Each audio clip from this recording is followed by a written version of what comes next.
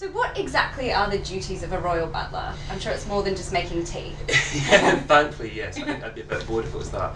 It varies. It can be anything from making tea, serving the table, looking after guests, looking after children. And it's the same whether it's a royal butler or a normal butler. That's kind of what the butler role in the 21st century has become. So it's almost like a modern day PA. And how does one get into the business? If you could do what I did, which is the tricky way, which was when I was about 9 or 10, I wrote to the Queen. And it's interesting because my memory is quite different to my parents' memory, and they seem to think that I wrote to the Queen asking how to become a member of the family. Because apparently I had a conversation with them and I said that I would like to either marry into the family or somehow work out how I could be involved in it, because I loved all the pomp and circumstance. So there was 2 letters and I got 2 responses, and in one of the letters apparently I even sent a photograph of myself. I think headshot? Headshot. The first selfie. Probably just so she knew what I looked like, so when I went there she would know, oh, there's Grant, come on in, kind of thing. Can you tell us anything about your first encounter with the Queen? Of course I can, because obviously with law and discretion there's things that I don't talk about, but at the same time people are interested in the royal family. There's many things that I can talk about, and yes, the Queen, absolutely amazing lady. And I do remember the first time I met her, and it was not as grand as I probably visualised it would be. I was riding on the Balmoral estate, and the last part of the ride we were coming down towards the castle, and as we were coming down, the horse I was on started kind of walking backwards, and there was something going on underneath. So I started kind of getting a bit obviously panicky, and I was about to say, I think there's rats or something, because I couldn't see them and they were moving so quick. And then I realised, I thought, oh God, it's corgis, and immediately panic then set in. And I just remember looking around, and just exactly again you'd see in a movie or something, there was the Queen just there with headscarf on, kind of smiling, looking over, and of course immediately I just said, good afternoon, Your Majesty, nodded my head.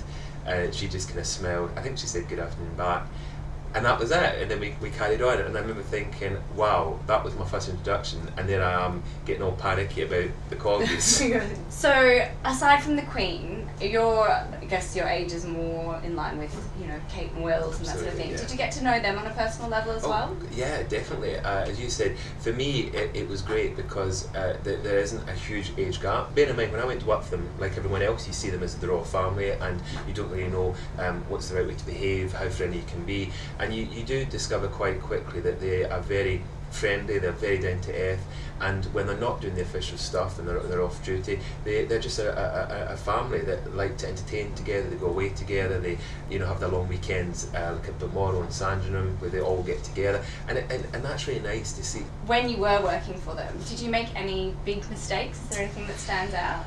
I mean, no, I think I've always been quite good. I mean, I don't even think I ever even broke anything when I was there. Yeah, I know. I mean, it was silly things. Like, I remember on one occasion, and to me this was a mistake, but it was a silly mistake. I remember being in a car and we were driving into a royal residence, and the Prince walks past, and we all kind of bowed at the same time. And then we kind of thought, as we walked back, we thought, this isn't really clever, because we've actually all now disappeared, and because obviously when you do the bow, we were kind of doing this, and the car's going past, and I thought, if he looks in, he's not going to see anyone. It looked like the car's just gliding along on its own. So you kind of think, oh, that was a bit of a silly thing to do, and then thankfully he just laughed. So there's things like that you do, and you think, oh, that was a bit of a silly kind of moment. What's the #1 etiquette faux pas that us mere mortals are making? It's to do with the electronic devices, and I've kind of changed the way of thinking, because initially I would always say with mobile phones you never ever take them into a dining room and that kind of thing. I'm very aware that we live in a time when the devices, we use them all the time. So now the advice I give is, if you must have the mobile phone, have it switched off, keep it in the pocket.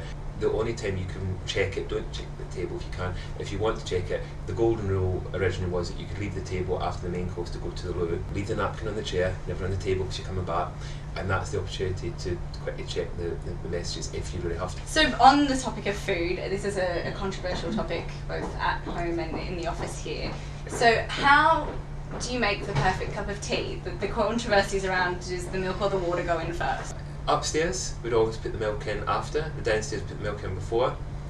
The reason being, and it's really simple, there's a theory that the clay mugs originally used to crack from the heat. Now, I don't think they all cracked, I think some cracked.